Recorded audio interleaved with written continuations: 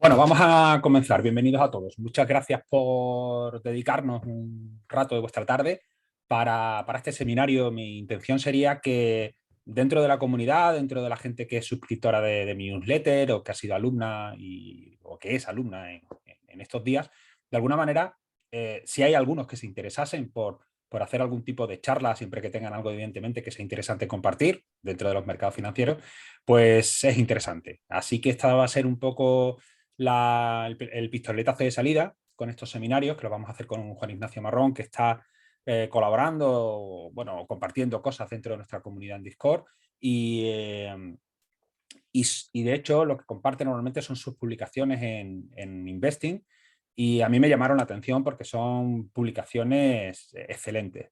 Tiene una visión macro y una visión sobre determinados indicadores. Hoy hablaremos de alguno de ellos y de cómo él intenta detectar la actividad de las manos fuertes, que son realmente interesantes. Entonces creía y creemos, ¿no?, que puede ser un contenido de interés para compartirlo bueno, y de aquí sacar algún tipo de idea, de inversión o de planteamiento o de aprendizaje.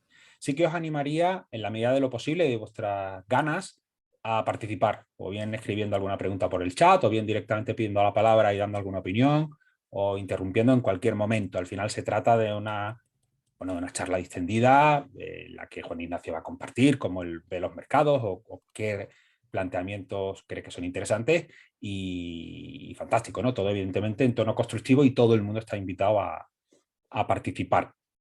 Y poco más, intentaremos que sean reuniones muy escuetas de una hora, no más, para no hacerlas muy pesadas y que la exposición pues, sea de media hora, tres cuartos de hora, 40 minutos o 25 minutos y que haya también en alguna parte o más, ya veremos, ¿no? En función, hay flexibilidad total y una parte también pues, de preguntas, de debate y de compartir ideas, ¿no?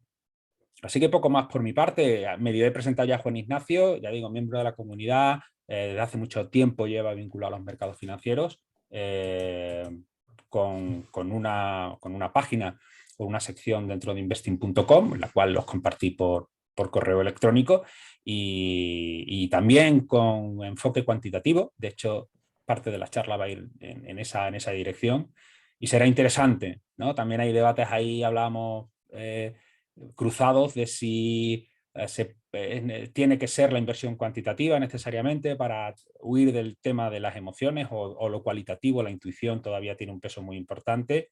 Realmente las manos fuertes son las que controlan o condicionan la deriva de los precios de los diferentes activos financieros. Se puede detectar esa actividad de una manera objetiva. Bueno, yo creo que hay datos interesantes. Vamos a ver cómo lo hace él, porque puede haber muchas formas de hacerlo y él tiene sus formas particulares, independientemente de que no va a desvelar sus algoritmos, ¿no? Porque al final eso es parte eh, de su conocimiento, ¿no? Y de su valor.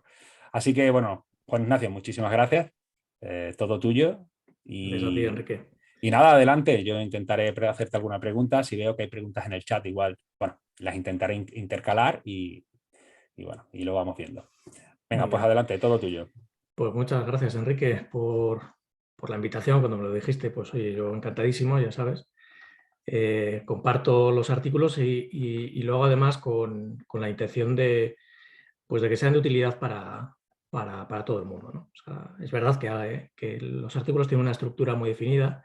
Está por un lado pues un primer comentario que suele ser más macro, pero luego siempre trato otras secciones que a mí son las que me parece que tienen, por la continuidad, pueden aportar valor para sobre todo entender el contexto de donde estamos en términos del mercado, ¿no?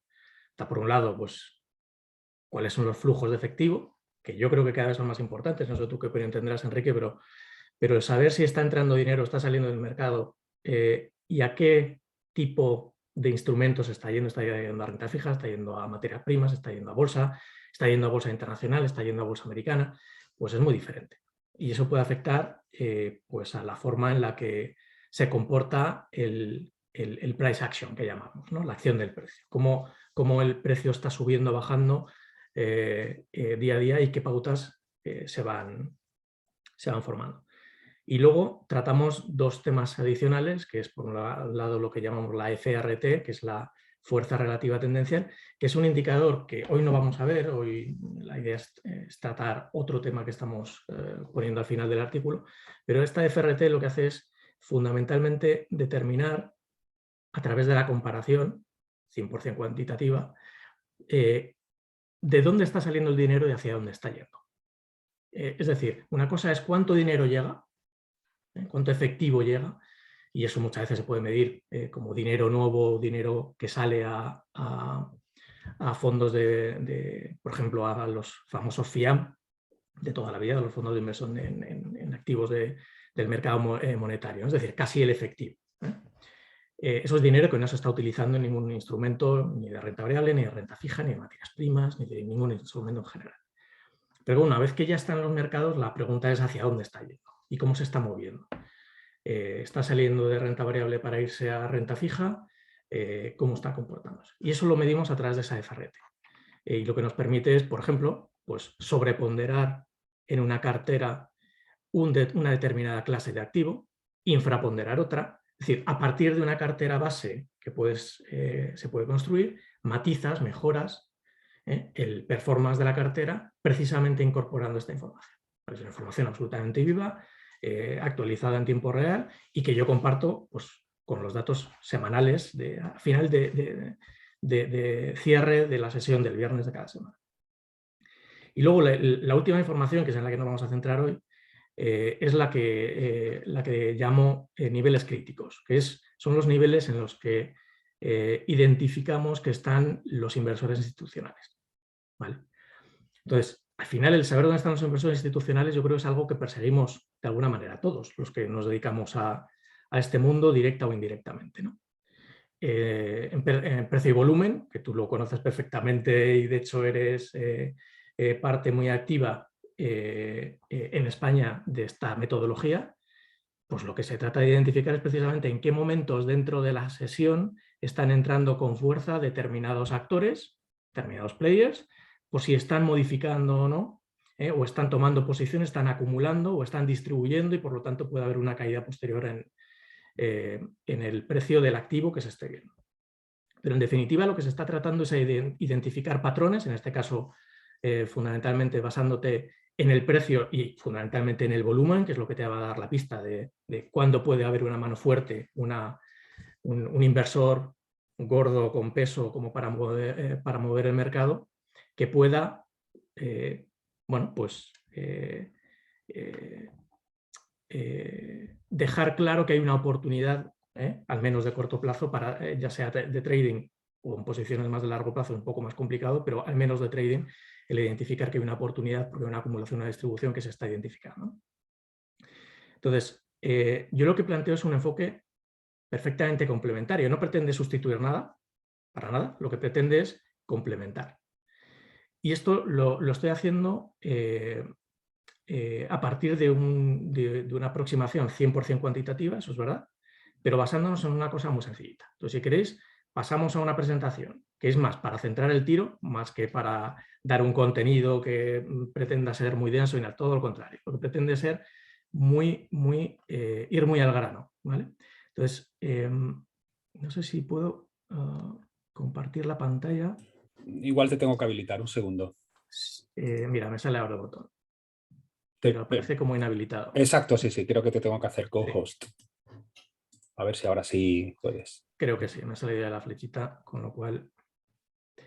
Vale, pues... mira, vamos a compartir...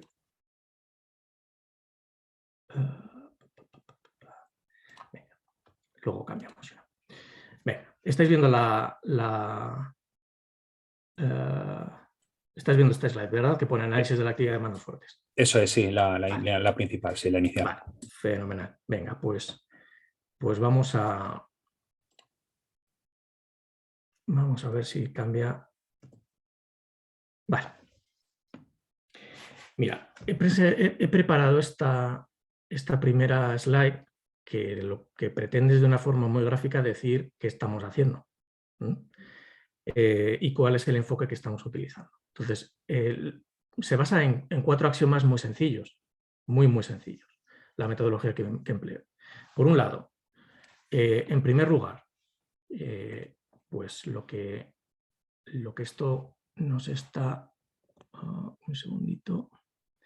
Aquí, yo creo que puedo pintar. En primer lugar, lo que nos está diciendo esto es que nuestra actividad, la de los inversores institucionales, ya me gustaría ser institucional, la de los inversores institucionales es una actividad muy regulada y que por lo tanto está sujeta a muchos requisitos de todo tipo, pero entre otros de información y de transparencia. Es decir, tienen que reportar lo que hacen. Otra cosa es cómo se reporta y cómo se puede utilizar, ¿no? Pero aquí, por ejemplo, tenemos, pues, por ejemplo, el Form 13F o el 13D y G, que te está dando información, por ejemplo, de las posiciones trimestrales, en el primer caso, de un fondo, pues como puede ser el de Warren Buffett. Y de hecho, pues sabéis que hay servicios de páginas que te dicen, oye, tú si quieres seguir a las posiciones de Warren Buffett, suscríbete a mi página y tienes la posibilidad de hacer exactamente lo mismo que él. Bueno, lo que están haciendo es explotar esta información del 13F. El 13D o el 13G, pues por ejemplo, es bueno, pues un formulario que tienen que completar y que tienen que entregar en menos de 10 días cuando, por ejemplo, se toma una participación superior al 5% en el capital de una compañía. Es decir, este tipo de requisitos se pueden utilizar a nuestro favor y ahora veremos cómo y de qué manera, ¿no? Pero al menos lo que está claro es que hay una información que sí o sí tiene que reportar el inversor institucional y que probablemente podemos utilizar en nuestro propio beneficio a la hora de identificar al menos el contexto en el que estamos, ¿vale? Segundo de los axiomas.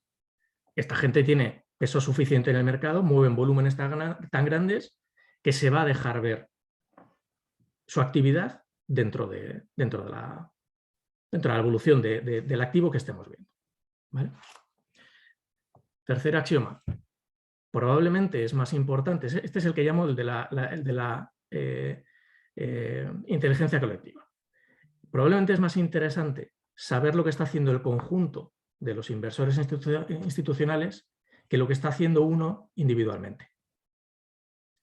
¿Por qué? Pues porque probablemente si todos están en una misma dirección, están apoyando un movimiento, va a tener más fuerza que si solo lo están apoyando unos frente a otros. Por lo tanto, veamos cuál es la actividad del conjunto de estos inversores, sabiendo por otro lado que van a tener roles diferentes dependiendo del tipo de actor que sea cada uno de ellos dentro del mercado, ¿no?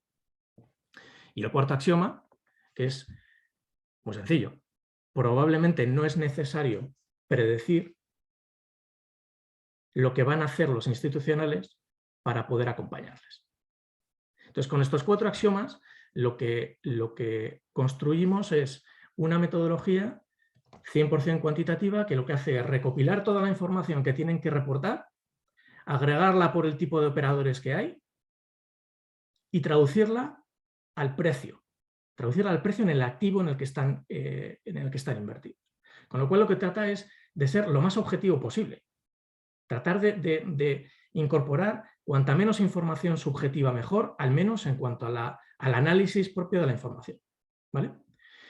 Entonces, con estos cuatro axiomas, pasamos ahora, si queréis a continuación, a la siguiente slide, que es, ¿vale? ¿Pero qué tipo de operadores hay? ¿Cuáles son los distintos roles que me puedo encontrar?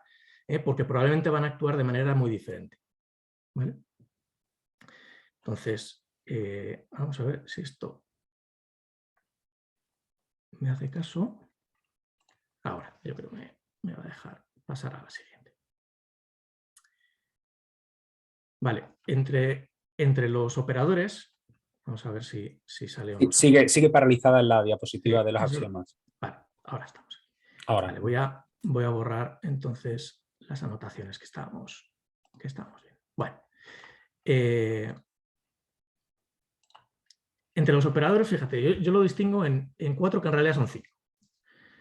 4 que son lo que estamos viendo aquí, los productores y los swap dealers que van a tener mucho que ver sobre todo en el mercado de materias primas, ¿vale? Productores evidentemente son los que intervienen en la cadena de suministro física ya sea en la producción, ya sea en la propia distribución o la comercialización del oro, del trigo, del petróleo, del gas natural, del maíz, cualquier materia prima que en el fondo está cotizando en el mercado. Los swap dealers son ese grupo de inversores que tiene una pata en el mercado de swaps y tiene una pata en el mercado de opciones y futuros, que por cierto es al que circunscribimos este análisis, ¿vale? Y ahora os diré también por qué. En una operación de swap, pues ya se sabe que lo que estás haciendo es intercambiar un flujo de caja variable por un flujo de caja fijo. Hay mucho productor que cierra operaciones con swap dealers, pues por ejemplo, para asegurarse o para cubrir una posición de la producción del petróleo del mes de enero.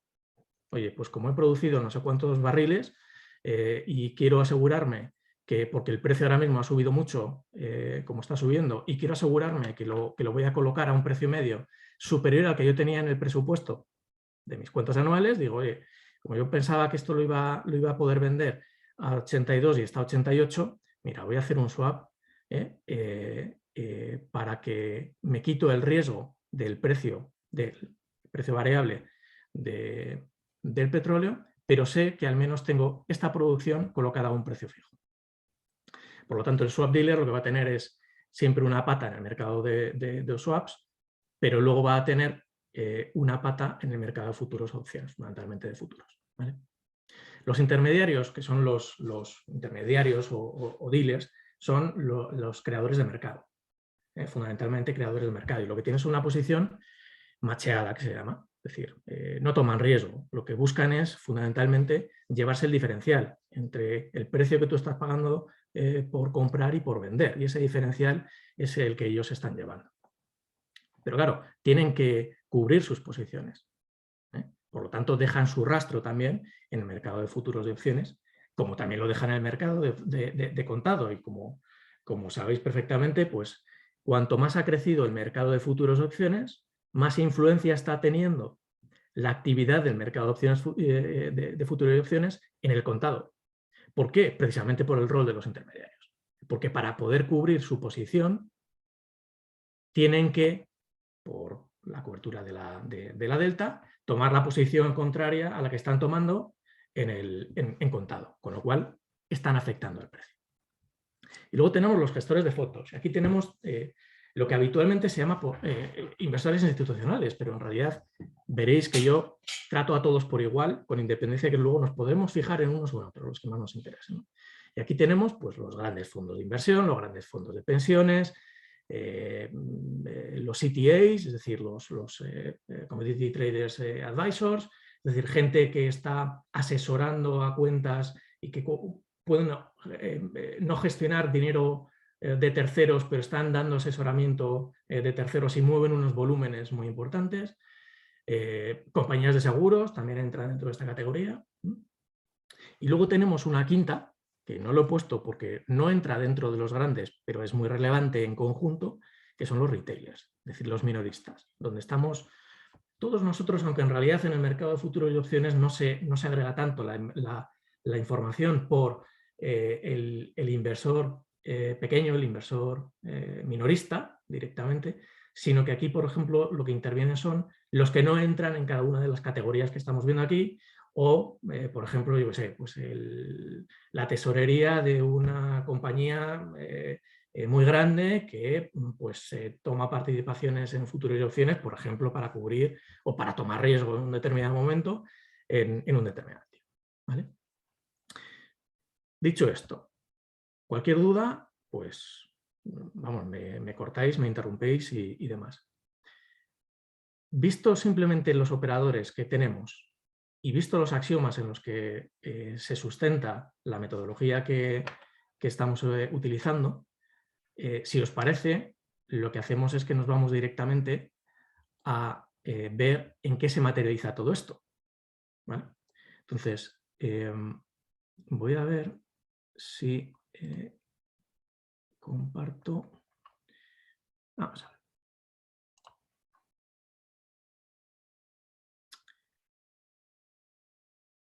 que me va un poquito lento. Vale. Vale, vamos a hacerlo así. Y ahora me decís qué es lo que estáis viendo. ¿Vale? Bueno, ahora mismo la presentación otra vez. La slide de tipos de operadores. Perfecto. Ahora entiendo que lo que estáis viendo son pues 7 ventanitas con activos, ¿verdad? Ahora sí, eso es. En Ahora sí, Pro ¿verdad? Real Time, sí. Eso es. Estáis viendo la pantalla mía de Pro Real Time. Vale, fenómeno. Pues fíjate, ¿qué es lo que vamos a ver? ¿Qué es lo que os he preparado aquí? ¿Vale? Y lo vemos como queráis. O sea, esto tomadlo casi como una especie de menú del día. Tenemos 3 primeros, que son los 3 índices tres índices americanos. Tenemos el Standard & Poor's, tenemos el Nasdaq y el Dow Jones. De segundo tenemos el petróleo y el oro, y de tercero tenemos las criptos. Tenemos en este caso Bitcoin e Ethereum. He puesto estos 7 activos no por casualidad, sino porque son, no todos, porque pongo alguno más, pero los que incluyo en todos los artículos que publico los lunes. Y donde además pues veréis que los precios son exactamente los mismos y está todo igual, ¿no? Es decir, la información que aparece en las tablas de los artículos, y luego si queréis vemos la última, es la información que aparece aquí. Lo que pasa es que he querido hacerlo de esta manera porque creo que ayuda a entender mucho mejor el contexto y la dinámica, que yo creo que es quizá lo más importante, no solo el precio, sino la dinámica que estos operadores tienen cuando bueno, dejan su rastro en el mercado. ¿Vale? Entonces, ¿por dónde queréis empezar? ¿Queréis que empecemos por índices, materias primas, criptos? ¿Alguna preferencia? Bueno, no sé si no escribirla, igual índices por la noticia de la FED, del mercado americano ahora mismo se está moviendo mucho, ¿no? Bien, esto lo estamos viendo además en tiempo real. Vamos a ampliar, por ejemplo, a poner la pantalla completa del Standard & Poor's. ¿Vale? Esto está ahora mismo en tiempo real.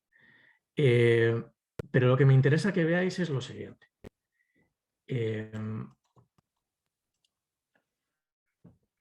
Tenemos aquí la información de... a ver si lo carga. Tenemos la información de los distintos operadores que estábamos viendo. Entonces tenemos los dealers, esos intermediarios. Lo tengo separado entre los fondos, los grandes fondos de inversión y los hedge funds, los retailers, esos que estábamos diciendo, y el conjunto de institucionales. ¿Vale? Y luego en el caso lo diré, de renta variable, de índices de renta variable, incluyo también esta posición, que es una posición un tanto curiosa, pero es en la que se basa los CTAs, ¿no? Los Commodity Traders Advisors, porque curiosamente esos CTAs que empezaron en commodities no solo están en commodities, sino fundamentalmente también en renta variable y en cualquier tipo de activo. Entonces, una pregunta, Juan Ignacio. Sí. ¿Esto que estamos viendo ahora mismo es un indicador o indicadores que tú ya tienes programado ad hoc en Pro Real Time sobre esta actividad profesional? Eso es. Vale, ok. Lo que vamos a ver es, vamos a verlo directamente con un ejemplo muy concreto, que es, por ejemplo, los dealers. ¿Qué estamos viendo aquí? Lo que estamos viendo es, voy a arrastrar esto aquí abajo para que lo podamos ver un poquito mejor, es el precio, la evolución del precio a que están posicionados los dealers. Es decir, los dealers al final tienen operaciones que están haciendo en el día, en el momento, y que se cierran en el momento, pero hay otras que a lo mejor son de más largo plazo y que les están dejando pues una posición que van arrastrando en el tiempo. Bueno, el precio en el que ellos están a día de hoy situados en el Standard & Poor's es 4.150. ¿Vale? Dices, bueno, el precio a día de hoy, ahora mismo está en 4.427, pues qué curioso. Qué curioso que no haya caído por debajo de donde están situada esta gente. ¿Vale? Pero claro, esto lo podemos ver en el tiempo y podemos ver la evolución que ha habido de estos dealers a lo largo del tiempo. Y si veis, están acompañando el precio. Estamos ahora mismo en el año ya 2020. El crash del COVID y cómo ellos en el crash, por ejemplo, evidentemente acompañan el precio y según va cayendo el precio, van ajustándolo y vuelven a entrar en su posición más abajo. ¿Vale? Esto lo podemos echar algo más atrás en el tiempo para ver cómo está yendo, pero si os fijáis, lo importante, o lo que para mí es muy importante, es que nos demos cuenta de que cuando la línea está en verde, lo que quiere decir es que el precio está variando al alza, se mantiene de manera bastante larga en el tiempo. Es decir, no es una tendencia que sea muy volátil, que sube y baja. No. Lo que están haciendo es acompañar constantemente el precio hasta que hay un evento en el que evidentemente están tomando una posición contraria y van para abajo. Pero si os dais cuenta, la actividad semanal, que es lo que estamos viendo aquí, en este caso es el agregado semanal de la actividad de los dealers en el Standard & Poor's, en el mercado de futuros y opciones, si os dais cuenta, lo que están haciendo es, ¿vale?, acompañar continuamente. Claro, ¿ahora dónde estamos? Pues estamos en un momento en el que los dealers han seguido aumentando su precio y están en 4.150. ¿Esto quiere decir que se va a parar el precio en 4.150? No, probablemente no. De hecho, veremos que hay otras posiciones incluso más abajo. Tengo pregunta. A ver, la manera de leer esto, Sí. o cómo lo lees tú, ¿qué quiere decir? Que si están en 4.150 tienen una apuesta alcista y de momento sus posiciones están, bueno, en beneficio, están en margen Eso con es. holgura. Esa es un poco Eso la es. idea. De hecho, efectivamente, lo que ocurre es que ya sabes que en el caso del dealer, ellos tienen una posición, o sea, van a ganar dinero sí o sí, porque no van a tomar una posición de riesgo. Pero esto lo que te está indicando es en el punto en el que se encuentra el mercado. Entre otras cosas, porque como, o sea, si está en 4.150 y el precio ha llegado a estar muy arriba, es porque sigue habiendo mucha posición antigua que sigue manteniéndose y que por lo tanto ellos tienen que tener en cartera. ¿Vale? Pero efectivamente ellos van a estar, o sea, en términos generales, los dealers quizá es una excepción por su actividad, pero en términos generales lo que vamos a ver es que si el precio está por encima de la cotización del activo está por encima del precio en el que ellos están, van a estar ganando dinero al activo, mientras que si está por abajo evidentemente van a estar perdiendo, salvo que tengan una posición corta, ¿vale?, como también ocurre. De hecho, en los artículos que publico, indico dónde hay presión bajista. Esa presión bajista lo que está diciendo es dónde hay posiciones de inversores institucionales cortos que están esperando que el precio caiga por debajo de ese precio, la cotización caiga por debajo de ese precio, porque entonces es cuando van a estar ganando dinero. Donde probablemente van a estar aumentando sus posiciones cortas y, por tanto, impulsando el precio hacia abajo. ¿Vale? Sigo con preguntas, Bueno, perdonadme que interrumpa. nada, tu pregunta. A ver, puedo entender un poco la filosofía, ¿no? Voy a intentar detectar el movimiento de estos grandes actores e incluso determinar cuál puede ser su precio medio, y en función a ese precio medio y el precio de cotización real puedo sacar conclusiones. Claro, esa es la primera pregunta que tú te harías. La segunda pregunta que tú te harías sería, bueno, ¿dónde puedo encontrar información de su actividad? Y la tercera sería cómo lo programo para que me lo visualice de una manera sencilla. A mí no me interesa tanto la última, que es lo que todo el mundo le puede interesar, pero entiendo que ahí también está tu propiedad intelectual. Pero en cierto modo sí que me interesaría, o por lo menos si nos puedes dejar una pincelada de cómo obtener esa información. O sea, ¿por qué al final esta información que tú ves agregada en un simple dato, confías en ella? ¿Por qué es tan potente para ti? Porque al final es una información, bueno, agregada o una media que si no está alimentada de una data confiable y realmente robusta, pues sería complicado de seguir. Entonces, sin desvelar esas fuentes, porque insisto, entiendo que también es parte de tu propiedad intelectual, mucho tiempo de desarrollo, como me dijiste en la conversación que tuvimos, etcétera. Pero bueno, igual en alguno de estos actores, alguna pincelada, un poco por intentar ver cuál ha sido tu manera de trabajar, o Sí. alguna fuente concreta donde hayas podido verla. Yo lo que hago es combinar varias fuentes, no solo una. Combino varias fuentes ya te digo, es todo a partir de los forms que los inversores institucionales están obligados a reportar. Con lo cual, a partir de ahí, lo que hago es puro análisis de datos. Recopilo toda la información relacionada con el Standard & Poor's, de lo que ellos están haciendo, veo cuál ha sido la actividad que han tenido durante la semana y lo traduzco al precio respecto evidentemente, de los precios anteriores o de las actividades que han tenido previamente. Con lo cual, no solo hay una fuente, hay muchas fuentes, y lo que hago es simplemente, ya te digo, pues utilizar esos forms que están obligados a reportar. Algunos pues son de acceso libre, otros no son de acceso libre, y a partir de ahí pues lo que hago es tratar de reconstruir la actividad, es decir, la operación que están haciendo, cómo están funcionando, qué es lo que Pero, por están ejemplo, haciendo. una duda. Cuando hablas de asset management, o no sé si AM Sí, es asset sí, managers, sí. ellos al final compran activos concretos. ¿Cómo agregas esa información con respecto al índice? O sea, Warren Buffett, las posiciones, él es un gestor de fondos o cualquier otro, toma posiciones en un activo concreto, empresas fundamentalmente. Bueno, puede tomarlo en otro tipo de activos. Y se publica, efectivamente.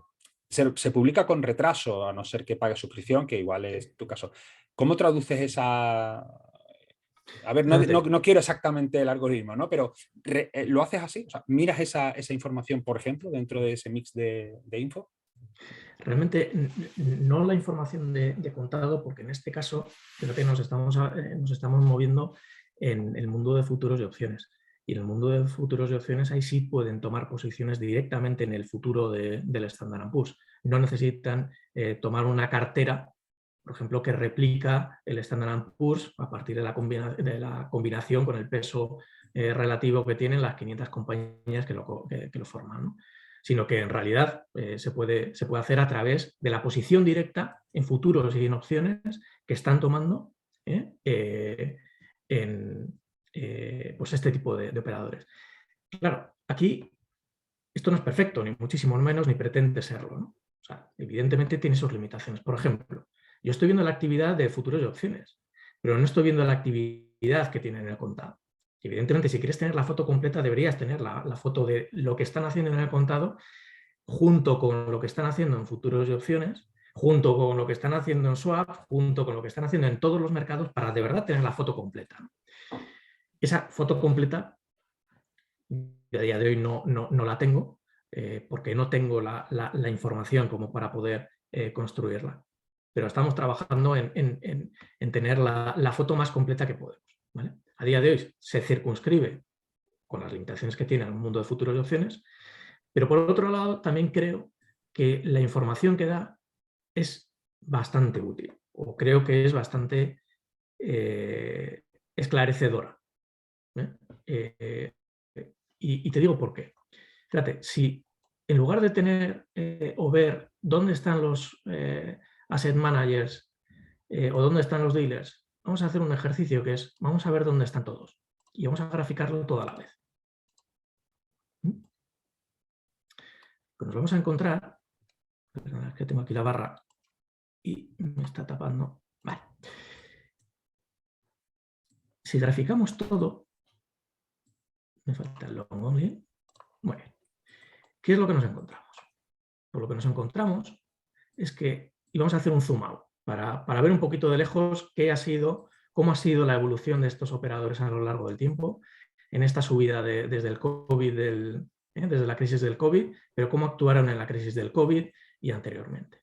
Y yo creo que da muchas pistas, o yo creo que puede dar pistas, ¿vale? Evidentemente, aquí ya sí entra un juicio, que es la interpretación que cada uno de nosotros podemos hacer de estos datos. Esto sí que es absolutamente subjetivo y seguro que además cada uno de los que estamos aquí conectados utilizaría esta información de forma muy diferente de unos a otros. Y yo creo que eso también es lo bonito, ¿vale? Que cada uno pueda, oye, pues, construir, crear, complementar su manera de operar a partir de este tipo de información, si es que le aporta algo, ¿no? Fija, lo importante en este caso, Enrique, o a mí lo que me llamó la atención desde el principio, es lo siguiente. Mirad, Este histórico lo tengo desde el 2018, desde enero del 18. Aquí nos encontramos dos grandes caídas, que es la que se produjo precisamente en 2018 y la del COVID. Y a mí lo que creo que es útil es ver cómo reaccionan todos los operadores en las tendencias alcistas, como estábamos viendo hasta el 2018. 2018 ya fue un poquito más turbulento, precisamente por todo lo que estaba sucediendo en términos de política monetaria y demás. Pero es muy curioso, es que me da un poquito lento, si veis que... A ver. Es interesante ver, o a mí me parece que es interesante que nos fijemos en cómo una vez que estas líneas empiezan a ponerse en rojo, es decir, los operadores, que en este caso el más alto era los retailers, los minoristas, empiezan a tomar ventas, van seguidos de los dealers, del conjunto de institucionales, asset managers y long only.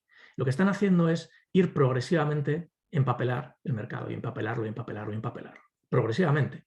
Claro, cuando tienes esta información, lo que puedes ver es qué porcentaje, entre comillas, de hecho no lo vamos a ver hoy, pero tú estás viendo la posición global en términos de contratos que esta gente tiene. Con lo cual, sabes en qué momento hay más peso de cortos que de posiciones largas. Más presión vendedora que presión compradora, por ejemplo. Pero simplemente viendo visualmente, que se puede comprobar bastante fácilmente, cómo el precio va cayendo y cómo ellos también van siguiéndolo, evidentemente, y cada vez van tornándose en rojo las posiciones que ellos están tomando, hasta que evidentemente lo dejan caer. Y como hay algunos que son más agresivos, en este caso estaríamos ante los hedge funds, que son los primeros que toman las posiciones en el 2019, en el inicio del 2019. Es decir, lo que nos vamos a encontrar es que en las grandes caídas del mercado todos terminan interviniendo, sin excepción, cosa que de momento no está sucediendo en estas caídas que estamos viendo. Todavía no se han perdido los niveles suficientes como para que el mercado entre en una dinámica compleja. Es decir, todavía está sostenido en el caso del Standard & Poor's. Y las grandes tendencias entran en funcionamiento cuando están entrando ya todos en positivo, cuando están todos empujando el precio hacia arriba. Y de hecho, veréis que hay algunos, los que están más cerca del precio, que son más agresivos, que están, bueno, pues tienen un comportamiento mucho más agresivo que otros que son más tranquilos. Otra de las conclusiones a las que se llega analizando esta información es que no siempre los más agresivos son los hedge funds, como se podría pensar, o los retailers, que muchas veces también pues, se les acusa de que pues por falta de experiencia, porque no se han enfrentado nunca a un mercado bajista, por la razón que sea, se les achaca de estos son muy agresivos frente a el inversor más profesional, ¿no? Bueno, pues si analizamos las posiciones como podemos hacer en el resto de activos, veremos que no siempre son los más activos ni los más agresivos los hedge funds y los retailers, sino que depende de cada uno de los...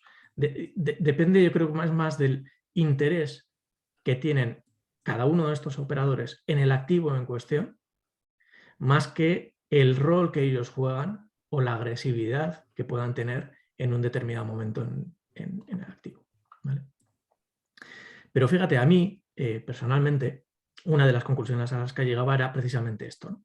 Que el mercado no va a caer, no se va a desplomar mientras no se han vulnerado todos los niveles en los que se encuentran los inversores institucionales. Y eso, por ejemplo, pues aplicado a la situación en la que estamos a día de hoy, pues lo que vemos es que ha habido una caída muy importante, pues el Standard & Poor's ha caído un 12, un 13%, pero todavía tenemos niveles que están soportados. ¿Dónde están? Pues están en el nivel del 3.947, 4.000, 4.150. Oye, no sé si habéis escuchado que Michael Hartnett, en su última nota de la semana pasada, que salió el jueves, lo que dice es la put de la Fed, es decir, el colchón de seguridad, no esperamos que entre mientras no caiga el mercado por debajo del nivel de 4.000. ¿Tiene sentido? Bueno, a la vista de este análisis que estamos haciendo, claro que tiene sentido. Pero, por ejemplo, en el caso del Standard & Poor's, también el viernes salió una nota de John McElligott, analista estrella cuantitativo de Nomura, que dijo, cuidado con la pérdida del 4.520, que curiosamente es donde se encuentran los CTAs. La pérdida del 4.520 implicaría una venta masiva de CTAs por valor de no sé cuántos mil millones de euros.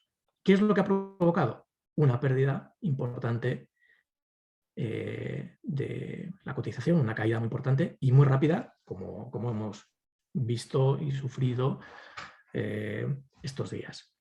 Claro, este rebote que estamos viendo, pues en el fondo no deja de ser, si me lo permites, ruido. Ruido, ¿por qué? Porque en el fondo lo que estamos viendo aquí es la evolución a lo largo de... Esto es frecuencia diaria, cada vela es un día, la cotización del día. Pero lo importante en este caso, o lo que esto te está diciendo es que las posiciones en las que probablemente deberíamos habernos salido del Standard & Poor's se encuentran aquí arriba. Porque es cuando empieza a perder el interés, tanto de hedge funds, que se salieron pues a 4.700 y pico, 4.780, y los retailers, que se han salido en 4.000, pero a ver que no lo veo, que lo tengo aquí tapado, 4.687. Claro, a partir de ahí, claro, dices, si los hedge funds ya están presionando a la baja, desde aquí arriba, si los retailers se están saliendo y los CTAs también entran en pérdidas y se cierran las posiciones que tienen, lo que tienen es una cantidad de presión vendedora que ha empujado el precio hacia abajo. Es decir, explica muy bien, a mi modo de ver, explica muy bien lo que ha sucedido, lo que está sucediendo, ¿vale? Pero insisto, todo desde una perspectiva que esto ya sí que es puramente interpretativo. Es decir, la parte objetiva es el cómo calculamos dónde se encuentra. A partir de ahí, el cómo lo interpretamos en el mercado. Y dos, cómo nos aprovechamos de esta información para tratar de obtener un rendimiento positivo, eso ya depende de cada uno.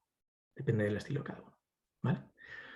Fíjate, estabas diciendo antes, bueno, oye, ¿hasta qué punto esto me ayuda a ganar dinero? Y bueno, vamos a plantearlo de otra manera diferente. ¿Hasta qué punto esto me ayuda a determinar el régimen de mercado en el que nos encontramos? ¿Vale? Y bueno, pues vamos a hacerlo de la siguiente manera. Vamos a extendernos un poquito más en el Standard & Poor's porque luego yo creo que va a ser más sencillo movernos al resto, ¿ya? Una vez que hemos visto toda la operativa. Sabiendo que dependiendo del activo va a haber unos operadores que van a ser más agresivos que otros, y bueno, pues vamos a hacer una cosa. Vamos a cogernos el precio en el que se encuentran los dos más agresivos y los dos más conservadores, menos agresivos, ¿vale? Y vamos a ver su evolución en el tiempo.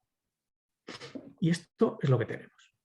Lo que tenemos es que los dos más agresivos se ponen ya cortos muy arriba y los más conservadores de momento están tranquilos, de momento no están haciendo nada, probablemente, ¿vale? En su caso pueden estar tomando nuevas posiciones, lo veremos esta semana con la información qué es lo que están haciendo, ¿vale? Si están tomando posiciones nuevas, veremos que este precio probablemente aumenta, ¿vale? Claro, si hacemos esto y lo echamos atrás en el tiempo,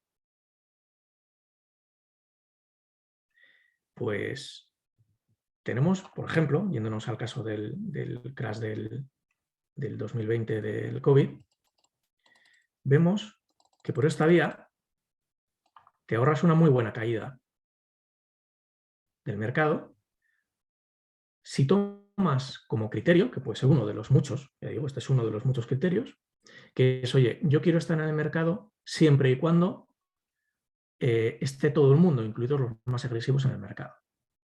Pero me salgo si empiezan a salirse, es decir, cuando se pierde el nivel de los dos más agresivos, o incluso me pongo corto, que es otra posibilidad, cuando ya nadie está apoyando el movimiento del mercado. Podemos hacerlo de muchas formas, ¿vale? Esta puede ser una. Claro, a partir de ahí dices, bueno, vamos a hacer lo siguiente. Calculemos, y ahora os pido que os fijéis aquí en la parte de abajo de la pantalla, calculemos cuál es la rentabilidad media diaria que tiene el Standard & Poor's cuando se encuentra por encima de esta línea superior, de la de los dos más agresivos, la rentabilidad de cuando se encuentra entre estas dos líneas, las de los más agresivos y los dos más conservadores, y cuando está por debajo de los más conservadores. ¿Vale? Bueno, pues esto es lo que estáis viendo aquí abajo. Lo que estáis viendo aquí abajo es que en el acumulado, en el tiempo,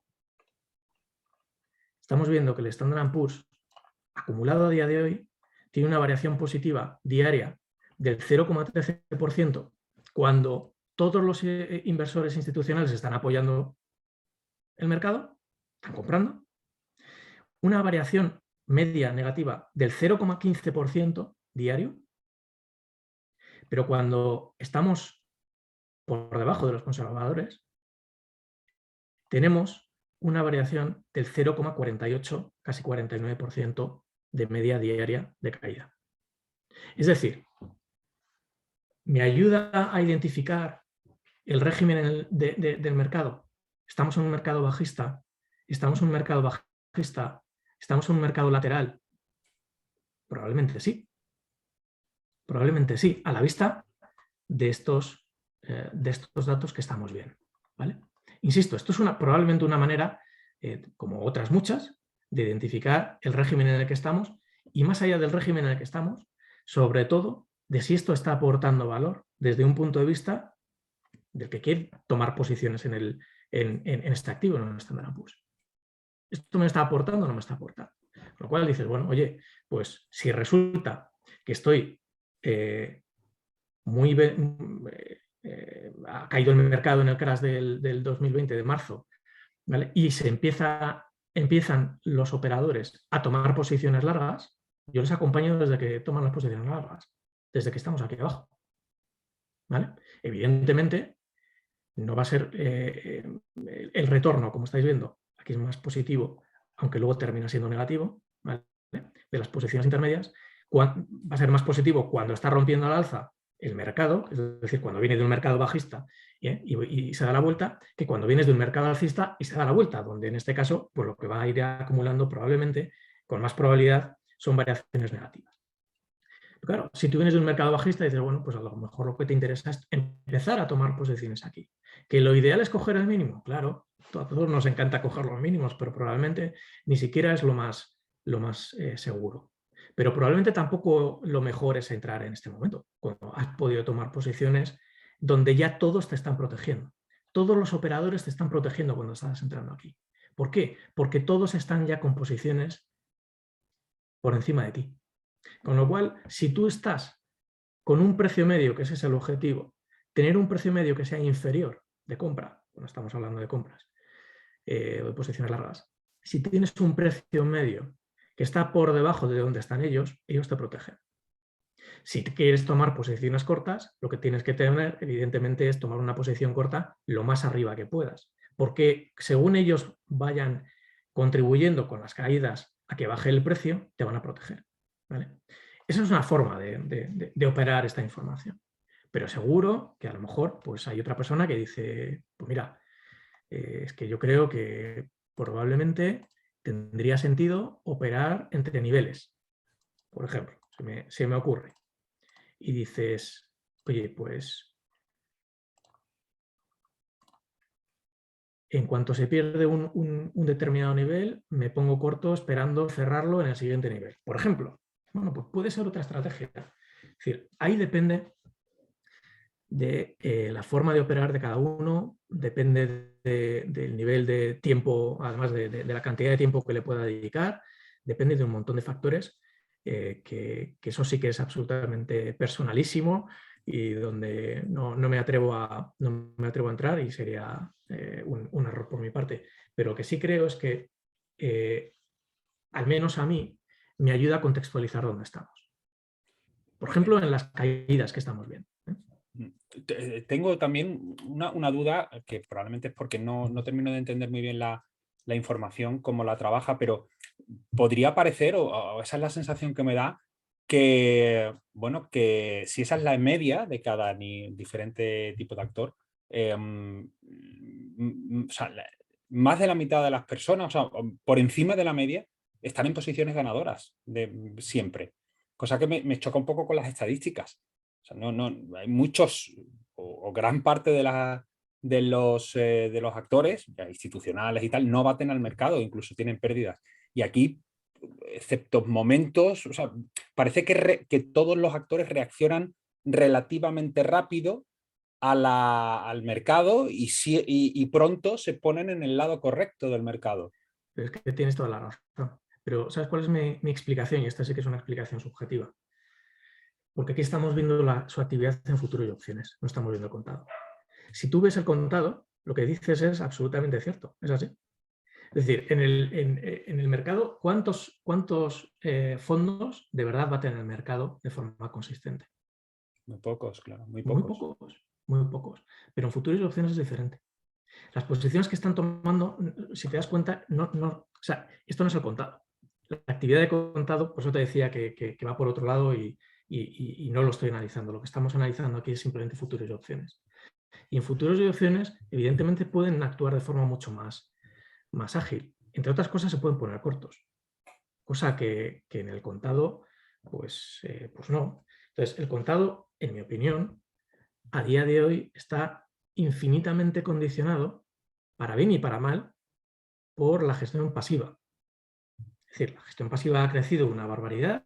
Tenemos los ETFs, esos fondos cotizados, que yo soy fan, me declaro fan de los ETFs, pero es verdad que al replicar, por ejemplo, un índice o replicar, bueno, por la referencia que sea, en este caso vamos a pensar en el Standard & Poor's, que es lo que tenemos delante, su objetivo es tener el tracking error más pequeño. Es decir, su objetivo no es batir al mercado, su objetivo es, evidentemente, lucrarse por las comisiones que están cobrando en la compraventa de cada una de las posiciones de los inversores y atraer capital. Eso mismo es aplicable en menor medida, pero también a los fondos de inversión que toman posiciones, fondos de inversión clásicos. No me refiero a los hedge funds, que tienen mucha más libertad para tomar posiciones cortas o para hacer estrategias neutras en el mercado. Bueno, es otra cosa, ¿no? Totalmente diferente. Pero en el caso de los fondos de inversión, es lo que estás diciendo, y es que es así, no va a tener mercado, porque tienen muchas restricciones. Entre otras cosas, no pueden superar determinados porcentajes en la posición individual, no pueden tomar un determinado porcentaje superior a un X% en posiciones en divisa, por ejemplo, extranjera. Es decir, tienen limitaciones dependiendo del tipo de fondo en el que ellos se encuentran. Esas limitaciones les afectan evidentemente a su performance. Entonces, yo estoy convencido de que muy seguramente tienen unas posiciones, o sea, tienen un performance que podría ser muy bueno, y en su gestión, y aquí se ve que es muy bueno, pero las propias restricciones de los fondos hacen que no lo superen. Entonces, claro, aquí, y esta ya te digo, es mi interpretación, cuando se analiza las posiciones de futuras opciones, claro que actúan rápido. Claro que actúan rápido. Y yo creo que eso es lo que a un operador como tú y como yo, donde nos podemos, que podemos tomar posiciones largas, cortas o lo que queramos, o meternos en un determinado momento en opciones o en futuros o en CFDs o en lo que sea, esta información yo creo que es útil, porque dices, bueno, puedo acompañarles tanto cuando se están poniendo largos como cuando se están poniendo cortos. Pero tu comentario es absolutamente cierto, sobre todo en el caso del contado. Vale. Mira, no sé cómo vamos de hora, yo creo que vamos un poquito mal. Entonces, bueno, depende de cuánto te quede, cuánto... lo que quieras. A Es mí decir, me tenemos todos los interesaría... activos que queráis, pero yo casi te diría que, oye, abramos ronda de preguntas y Sí, que... yo preferiría intentar ceñirnos a la hora, sobre todo prefiero dejar con buen sabor de boca y otro día, si acaso, organizar otra jornada similar, Fenomenal. que hacer un seminario muy largo, porque luego cuesta Muy bien. revisarlo y tal, y hay mucha información en Internet, y para combatir tanta saturación creo que cuanto más escueto, mejor. Luego Por cuesta supuesto. hacerlo, ¿no? Yo soy el primero que me enrollo. Bueno, a ver, preguntas. Bueno, más que preguntas, ha habido algunos comentarios un poco de llamando la atención sobre la información, ¿no? Que resulta interesante y resulta sencilla y fácil de visualizar, ¿no? Había ahí una pregunta más concreta de Jesús que decía, hablaba por el informe de Harnett and McElligott. No sé si sabes dónde se puede conseguir. Yo no tengo ni Pues idea. mira, en el caso si queréis, lo más sencillo, yo es donde lo termino consiguiendo, porque en este caso José Luis Carpatos hace una labor buenísima y yo creo que es digna de elogiar. La información de Harnett de McElligott la comparte muchas veces José Luis Carpatos en su página. Con lo Serenity cual, Markets, ahí exacto. lo podéis ver. Eso es. Acceder al informe completo es mucho más complejo, pero la base de la información seguro que la podéis encontrar ahí, porque además, claro, pues él es con el tiempo el primer creyente de ese tipo de enfoque, porque ha visto que efectivamente pues ha tenido mucha relevancia en el pasado, ¿no? Lo que dice esta gente y los niveles que marcan. Y fíjate que esta filosofía es precisamente esa. Esta filosofía es la de determinar dónde está diciendo esta gente que van a empezar a intervenir comprando o vendiendo de forma masiva sus posiciones. Te quería hacer dos preguntas Venga, para concluir, a ver si las puedes responder de manera muy concreta. venga. Sé que no va a ser difícil, porque claro, porque dan para mucho. La primera, te las hago las dos y tú las respondes como quieras. La primera sería cómo el flujo de dinero institucional multiactivo, cómo lo planteas. Es decir, o sea, bueno, el ciclo de efectivo, ¿no? El flujo dentro de los mercados tradicionales, tipos bajos, inflación moderada, renta variable. Cuando empiezan a subir tipos y cae la bolsa, empieza la renta fija a repuntar, se empiezan a subir los tipos de interés y el flujo de dinero va hacia la renta fija. Si la inflación se dispara y está por encima de los tipos de interés nominales, oro y materias primas en un momento dado, y momentos de deflación, efectivo, tesorería, ¿no? He hecho ahí un batiburrillo rápido. ¿Tienes tú alguna manera de plantearlo igual más sencilla? ¿Estás de acuerdo? ¿Te ha cambiado un poquito el enfoque? ¿Tienes esa visión de ciclo en cuanto a los flujos de dinero así o diferente? Y luego, unido a eso, estamos viviendo ya una situación en los mercados en las que se está avisando del repunte de los tipos de interés por parte de los bancos centrales ahora en este 2022. De hecho, hoy no sé lo que habrán publicado, pero No sé, hablan pero de... está cayendo. Sí, Está hablan de una subida cayendo. de 0,25. Sí. La teoría económica dice que si se empiezan a subir los tipos de interés, la bolsa debería caer por diferentes consecuencias. Entonces, ¿cómo ves el contexto, la coyuntura económica en este año con respecto a los tipos de interés? ¿Y cómo sería ese circuito del flujo del dinero entre los principales clases de activos? A ver, fíjate, en la primera parte yo te digo cómo lo hago.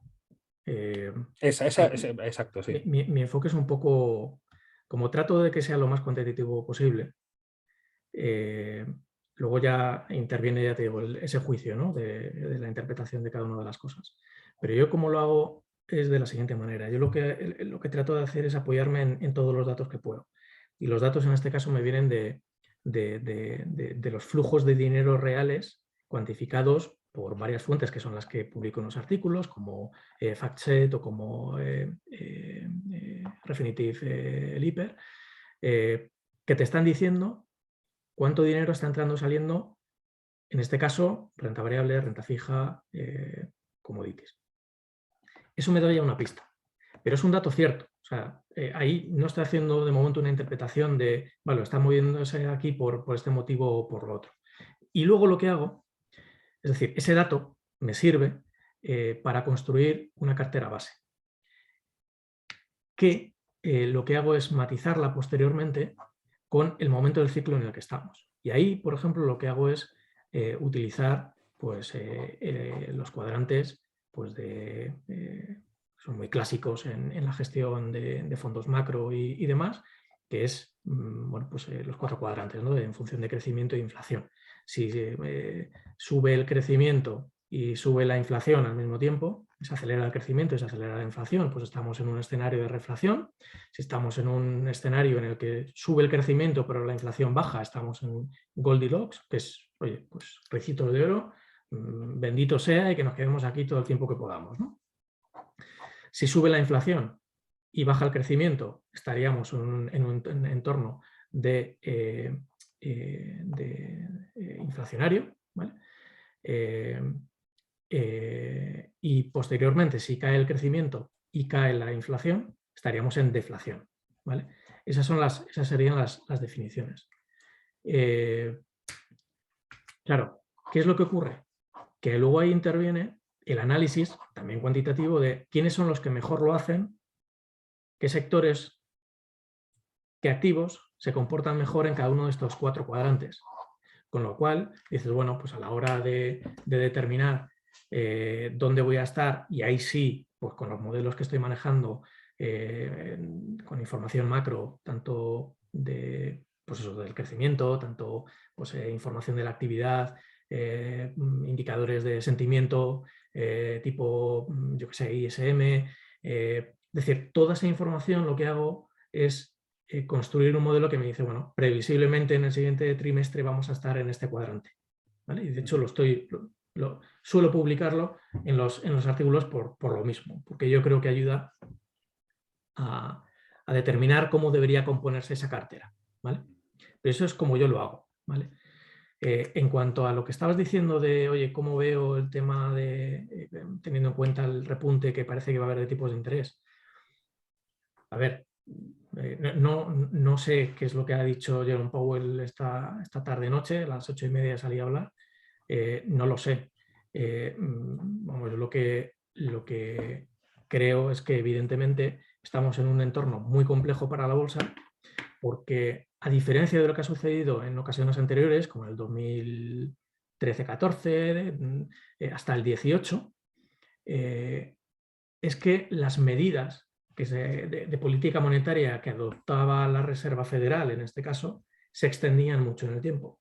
Es decir, el tapering empezó en 2013, no se empezaron a subir los tipos de interés hasta 2014, y que es cuando además empezó a coincidir con la reducción del balance, es decir, el quantitative tightening de la Reserva Federal.